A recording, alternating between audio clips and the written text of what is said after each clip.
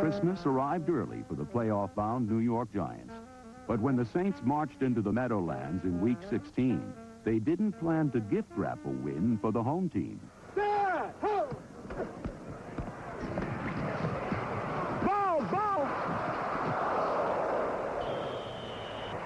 Come on, D! Big play, D! Number 51, Whitney Paul, led a rampage, which sacked Phil Simms 7 times and limited the Giants to a mere 76 net passing yards.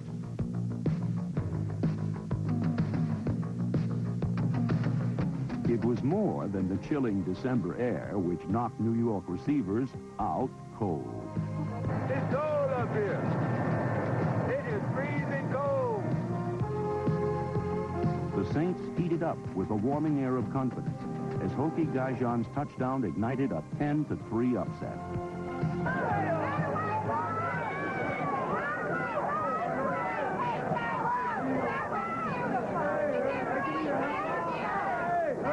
The Saints' success against the Giants was forged by an aggressive defense that demonstrated throughout the season it was well schooled in textbook technique and tenacity.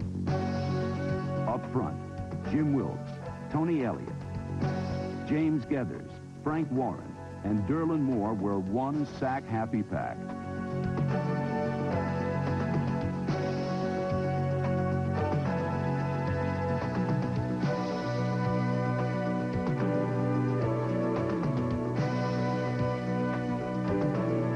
Off the field, linebacker Jim Kovash is a doctor. But come game day, number 52 can be found operating on ball carriers. Whitney Paul can usually be found smashing into the backfield to wreak havoc on both signal callers and running backs. Although the Saints' defense has seized a spot among the NFL elite, there's always room for improvement. We aren't as good as we're going to be. We are right at the tip of an iceberg right now. We're past the learning stage, and we're into the polishing and getting it really ready, and I guess sharpening things up. We know what we're going to do now, and it's time to execute it. Our whole football team is young defensively. We don't have anybody that's over like a 6 or 7 year veteran, and most of them are 2 and 3 year veterans, and they're all capable football players. I think our secondary will be as good as anybody's in the league. Anybody's. Cornerback Dave Waymer directed traffic in a secondary that has quietly been top-ranked in the NFL for 2 straight years.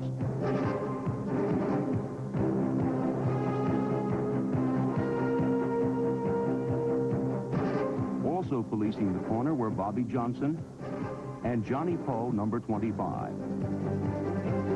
Russell Gary pounded out the punishment at safety.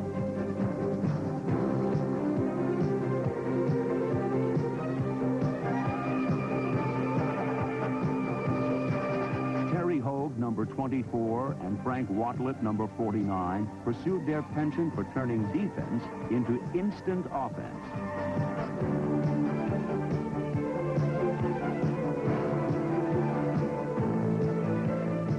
In 1984, defense took center stage for the New Orleans Saints, but the team had never conquered its primetime jitters and emerged victorious under the scrutiny of millions on Monday Night Football. And once Pittsburgh unleashed rookie Louis Lips on the Saints, it appeared the jinx would continue.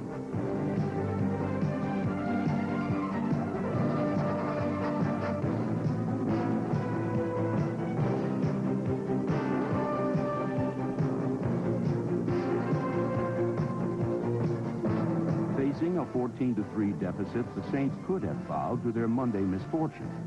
Instead, the troops regrouped, hitched up the wagon, and hit the comeback trail. Tight ends Larry Hardy, number 87, and Junior Miller, number 84, enabled the Saints to battle back. 2 unanswered touchdowns started to shake Pittsburgh up, while the defense proceeded to dispense some pounding of its own, chipping in with 4 turnovers and chipping away at the Steelers' resolve.